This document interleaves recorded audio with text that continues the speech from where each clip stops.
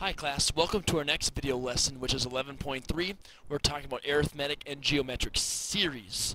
So in the past couple days we've done sequences. Now here's the difference between a sequence and a series. A series is an indicated sum of the terms of a sequence. So we've talked about what an arithmetic sequence is. Here's an example, 258. Okay, it's a list of numbers in a particular order found by adding 3 to get from one term to the next. So what a series now is, class, is that sequence with addition signs in between. So instead of 2, 5, 8, it's 2 plus 5 plus 8. It's asking for a certain sum, which means adding. In the same way, a geometric sequence, we've talked about this, 12, 36, 108, 324. We get each of these terms by multiplying the previous one by 3. Okay? So the difference now with this geometric series is we still have this pattern to get from one term to the next. We're still multiplying by 3, but now we're adding each of these terms up. Okay? And so we're going to get a sum at the end, or what do all of those add up to equal. Now with these come a whole host of different formulas, and we're going to be talking about them as we go through our problems today. One variable we haven't talked about yet is S sub n. S sub n is the sum of the first n terms of a sequence. So the sum of the first 30 terms, the sum of the first 15 terms, whatever the case might be. We're also going to use this Greek letter called sigma, and sigma, what it means is it means the sum of something. Okay? So like these two formulas right here, you're going to get the exact same answer no matter which one you use. And the same one, this formula, you're going to get the same answer as you would if you use this formula. We do these ones by hand, okay, and we use these just by using our calculator, okay. And I'm going to be showing both of those on our video lesson for today. So our first one, find the sum of the first 30 terms for this series. So if you look at this, it's 2 plus 4 plus 6 plus 8 plus dot dot dot. So then we're probably going to add 10 plus 12 plus 14, so on and so forth, 30 of those terms, and then let's add them all up together. It would get very annoying and very boring quite quickly if you were to find all these by hand and then just add them all up together. Thankfully, we have a formula, and that formula is right here. So if I want to find the sum of the first 30 terms, okay, that's my variable, that's what I want to find. So let's use this formula, write in the information that we know. The sum of the first 30 terms equals n is the number of terms that there are, which there's going to be 30, times a sub 1, so the value of my first term, I found it, it's right there, it is the number 2, plus the value of my last term. So I ask you, class, what's the last term that I'm going to add? Well, I know I'm going to add 10, and then 12, and then 14, and then 16, so on and so forth. What's the last number I'm going to add? Rats! I don't know that. Thankfully, I know how to find it. That is the lesson that we learned 2 days ago, which is to find any term in an arithmetic sequence. And that formula is this. Look in your notes from a couple days ago. A sub n equals a sub 1 plus n minus 1 times the common difference. So now, class, I can find what a sub n is. What is the value of the 30th term? Well, you take the first term of 2 plus n minus 1, which n is the number of terms there are, 30 minus 1 times the common difference, which is 2. So, class, the reason why we're doing this is because we have to find the value of the last term. So we have to use a different formula to find that. So right here becomes the number 29. 29 times 2 is 58, so we have 58 plus 2, and 58 plus 2 is 60. So the value of my 30th term is 60. That I can put in right here now. So a sub n is 60. Divided by 2. So class, now we have this as being a 62. So 30 multiplied by 62 divided by 2. There is our answer for the sum of the first 30 terms. So when you put that in your calculator, you get the answer of 930. A sub 30 equals 930.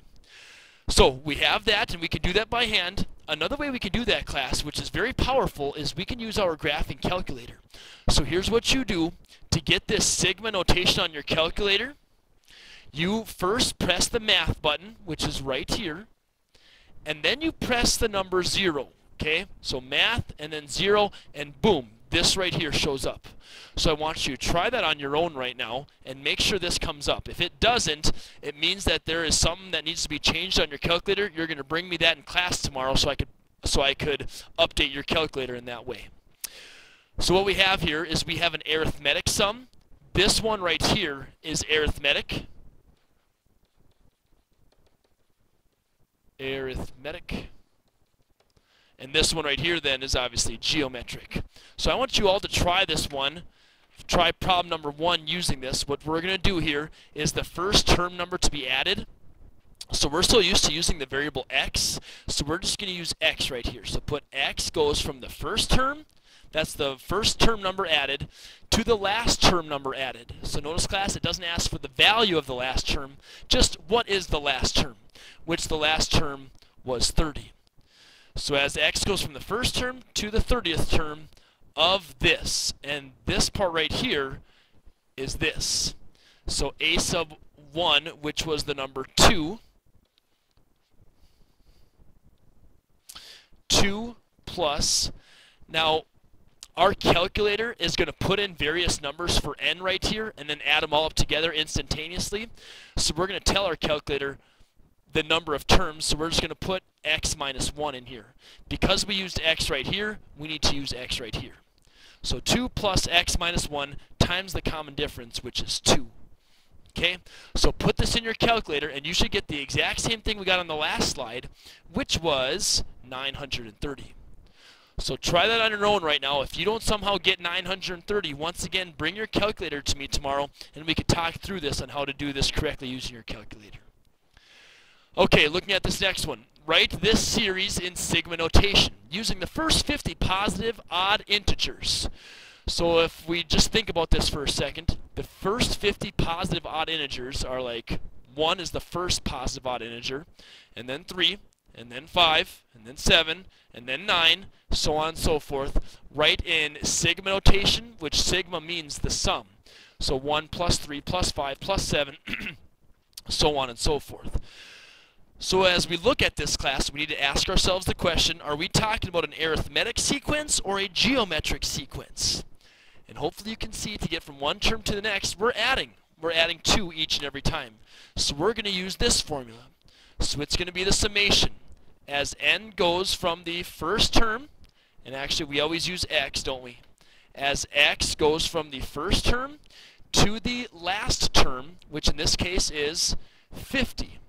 Okay, of the first term, which the first term is 1, plus x minus 1 times the common difference, and that common difference is the number 2. You have to add 2 to get from one term to the next, to the next, to the next. So when we put that into our calculator now, practice this on your own, but you should get 2,500.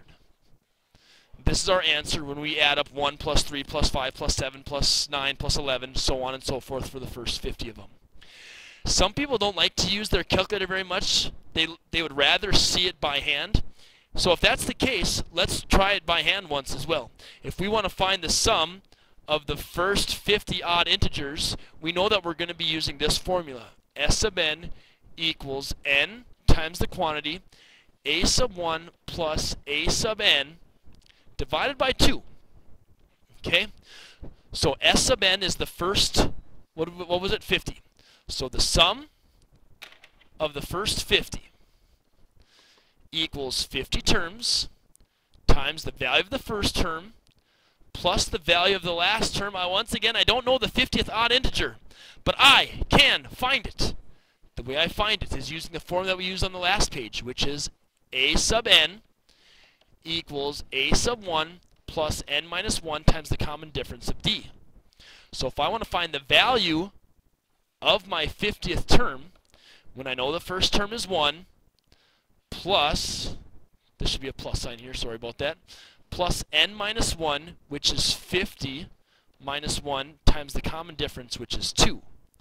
So 50 minus 1 is 49. 49 times 2 is 98. So what is the value of my 50th term? My 50th term is 99. So that goes here. 99 plus 1 times 50, all of that divided by 2. So now we basically have 100 times 50 divided by 2, right, class? And if we do that, we get the number 2,500. So if you want to use your calculator on your Excel math, feel free and go ahead and do that. If you want to do it by hand on your Excel math, feel free to do that. On our next chapter test, if you want to do both of them to make sure you have the right answer, I've had students do that to kind of check their work too. Do it by longhand as well as do it using your calculator. Number 3, find the first term of a geometric series for which the sum of the first 8 terms is 765 and the common ratio is 2. So we want to find a sub 1. Now on this particular one, it tells you what it is. It's a geometric series. So you don't have to kind of debate what formula should I use. It tells you it's geometric. So we're going to be using this formula, and our unknown is a sub 1. So if that's the case, let's just put in all of our known information. So S sub n comes first, which is the sum of the first 8 terms. We know it. It's 765. That equals a sub 1. I don't know it. I'm going to find it. Times 1 minus the rate. It tells me what the rate is, or the common ratio. It is 2 raised to the nth power. So how many terms are there? Well, there are 8 terms. So raised to the 8th, that number divided by 1 minus the rate, which is 1 minus 2. All right, let's now solve for our unknown, which is a sub 1. Now class, this part right here just equals a negative 1, correct? So if I multiply both left and right sides by a negative 1, whoop, there goes my denominator. So now I have a negative 765. That equals a sub 1 times 1 minus 2 to the 8th. Let's do that in our calculator. 2 raised to the 8th power is 256. 1 minus 256. Okay, so a negative 765 equals a sub 1 times a negative 255. So what is the value of my first term? I divide both sides by a negative 255. And if I take a negative 265 and divide it by a negative 255, I get a positive 3. A sub 1. The value of my first term is the number 3. All right, on to the next one, number 4. This one is a doozy. Find the sum of this series, 2, negative 6, positive 18, negative 54, so on and so forth, until I finally get to 118,098. So that's the last term that I'm going to add. So if I want to find the sum of all this, class, I first have to ask myself the question, is this arithmetic or is this geometric? How do I get from here to here, and then from here to here, and then from here to here? Hopefully you see you're multiplying by a negative 3 each and every time. Okay, so this is geometric. So if I'm talking geometric, it means I'm using this formula. The sum of the first n terms is a sub 1 times the quantity 1 minus r raised to the n divided by 1 minus r. Okay, so now that I know what formula I'm going to use, I'm in a position where I can start plugging in numbers. Okay, so the sum of my first n terms.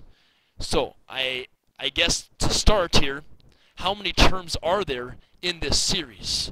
The sum of how many terms am I talking about? Well, 1, 2, 3, 4. I don't know how many terms there are. That's the first thing that I need to find until I get to here. So what I want to find, class, is n. Once again, I showed you this in yesterday's video lesson. To solve for n, to find a sub n, I know that it's going to equal a sub 1 times the r raised to the n minus 1. This is from yesterday's notes. Okay, so I want to find n when I know what the rate is, I know what the value of the first term is, and I know what the value of the last term is. So I'm doing this, class, to find how many terms there are. I'm doing this to find n, which is right there, and to find n, which is right there. So the value of my last term is 118,098. 118,098. That equals the value of my first term, which is 2 times the rate, which the rate we said was a negative 3, raised to the n minus 1. All right, let's solve for n now. Dividing both sides by 2. 118098 divided by 2 is the number 59,049.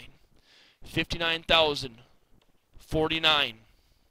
That equals a negative 3 raised to the n minus 1. So once I've done that, I need to solve for an exponent. So remember, class, whenever you solve for an exponent, you need to use our properties from Chapter 10. So we're going to take the log of both sides on this one.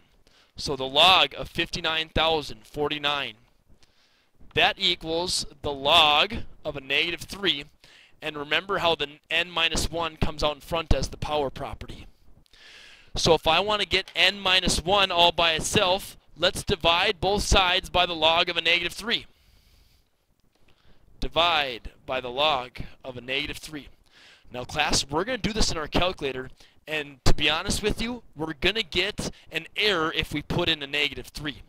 So what I want you to do is I want you to put in a positive 3. We're still going to get the exact same answer. I'm going to explain why in class tomorrow. So for now, just put in the positive 3. So put this right here into your calculator with a positive 3 in the denominator. So we have log of 59,049.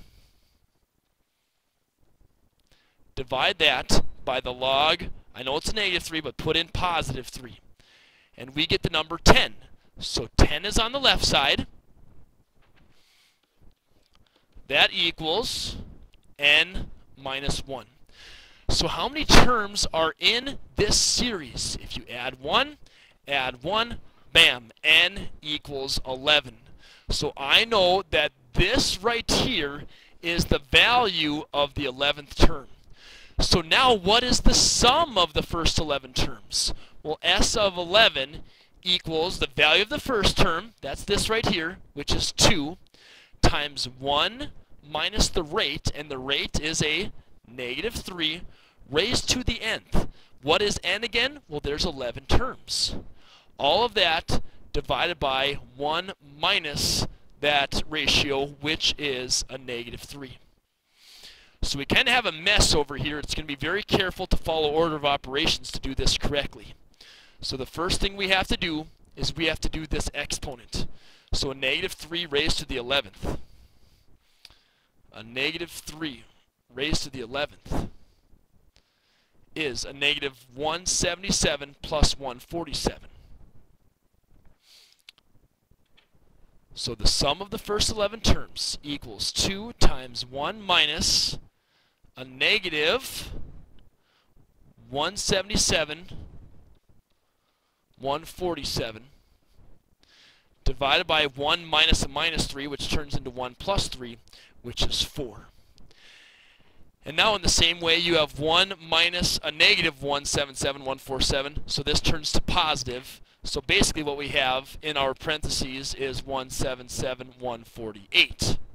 Okay, that's what this all becomes.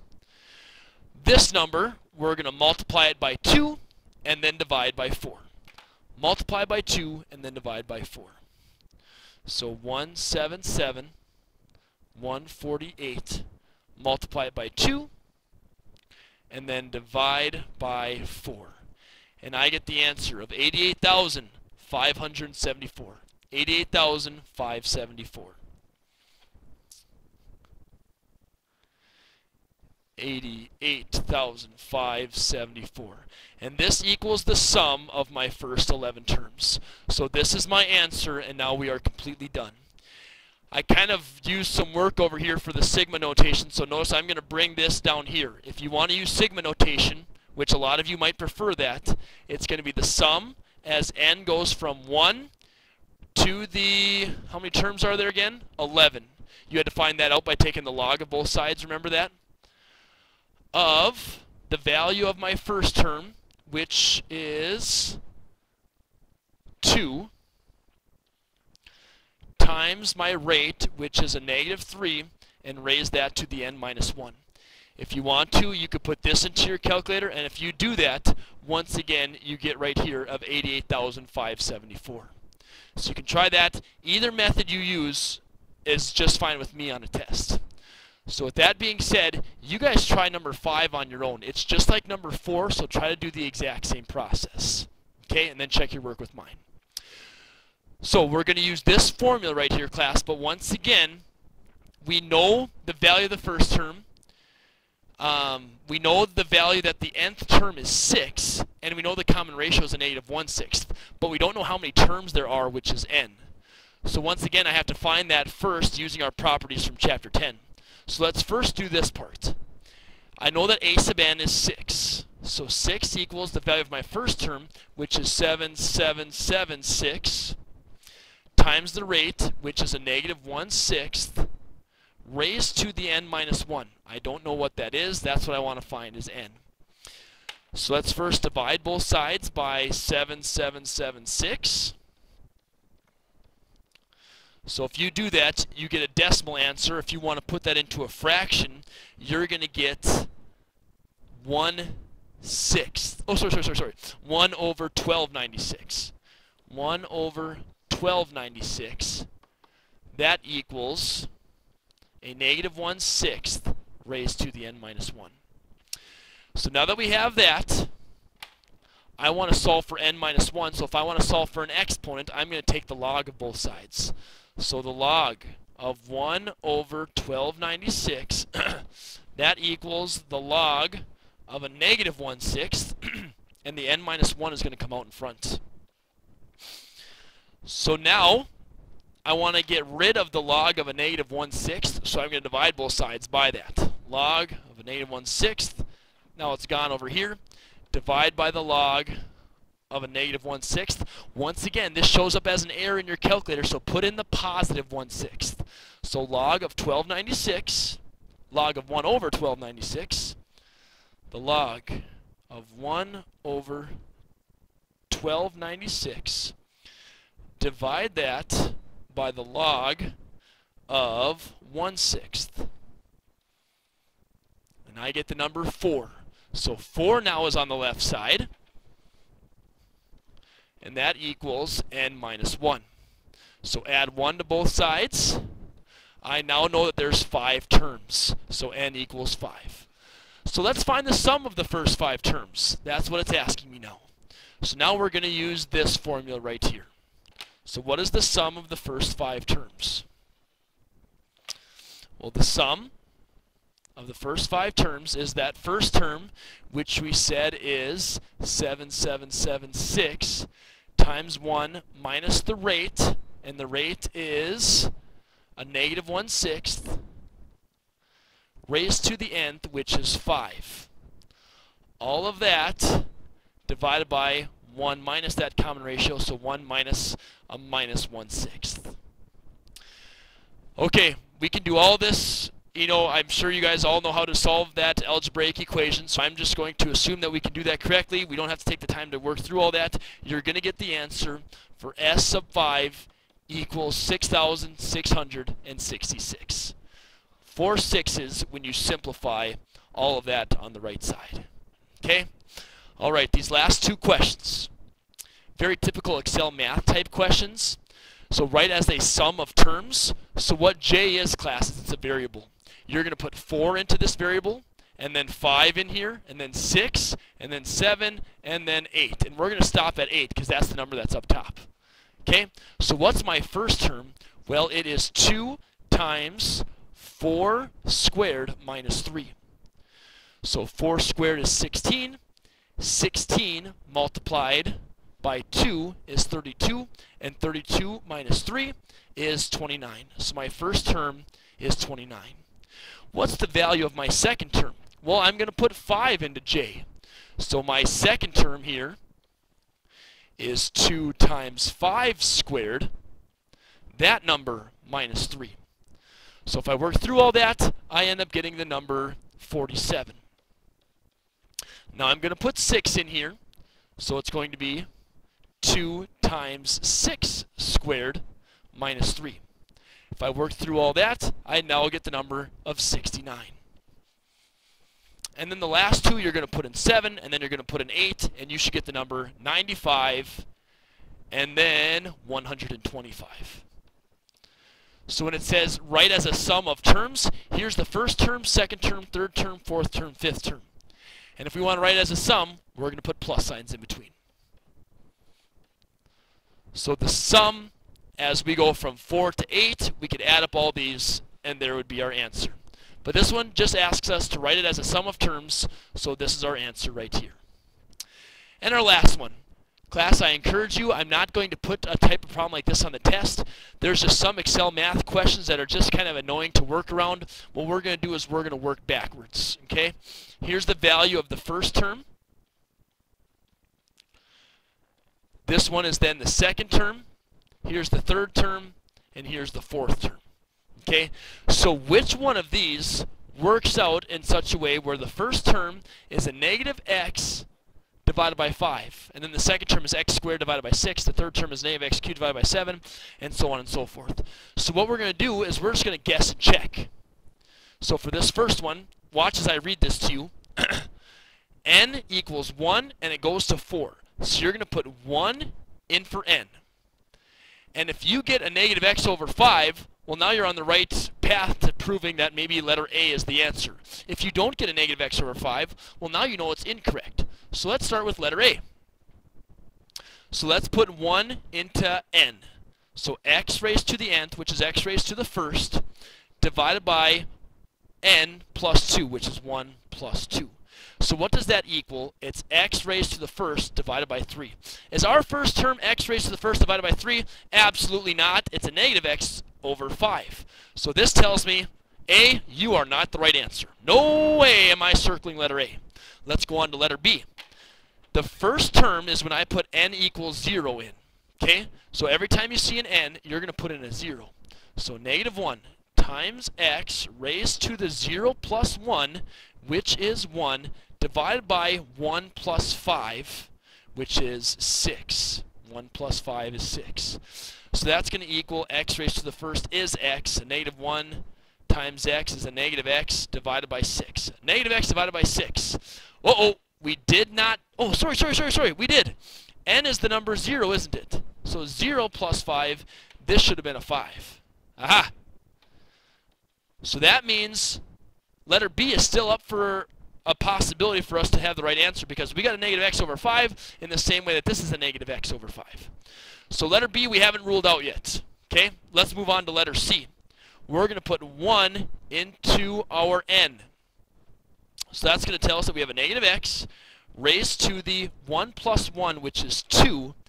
All of that divided by 1 plus 5, which is 6. Okay, as you can see, I already have a denominator of 6, and I need a denominator of 5. So I know that letter C isn't going to be my answer. No way am I circling letter C. Let's try the last one. It's letter D. I'm going to put a 0 in for n and n. So I have a negative x. That's raised to the 0 plus 1. All of that divided by a 0 plus 5. So a negative x raised to the first is a negative x. And then 0 plus 5 is the number 5. So I have a negative x divided by 5. And that's what I want, class. My first term is a negative x over 5. So now I'm between letter B and letter D. If they both work, let's move on to the second term. Okay? So the second term, we should get a positive x squared divided by 6. So now what we're going to do, class, is I'm going to put n equals 1 into here and into here. So we have this. A negative 1 times x raised to the 1 plus 1, which is 2, and all of that divided by 1 plus 5, which is 6. So now I ask you, what is x raised to the second power? It's x squared times a negative 1 is a negative x squared divided by 6. Is my answer supposed to be a negative x squared over 6? No, it's supposed to be a positive x squared divided by 6. So now I know letter B isn't the correct answer. So it has to be letter D. Let's check it just to make sure. So now I'm going to put a 1 in for my n. So 1 goes there and a 1 goes there. Okay? So I have a negative x all of that is raised to the 1 plus 1, which is the second power, divided by 1 plus 5, which is 6. So now I ask you, what's a negative x squared, or what's a negative x times a negative x? It's a positive x squared divided by 6. And there she be, x squared divided by 6. That's what I see right here, x squared divided by 6. Letter D is my correct answer. And that's how I want you to do it on your accelerated math. Whew, quite a lesson. Be sure to ask me, class, if you have any questions. I really want to explain to you as best as I can about what formula to use and why we use it, so on and so forth. So any questions on 123 through 126, feel free to come up and ask me.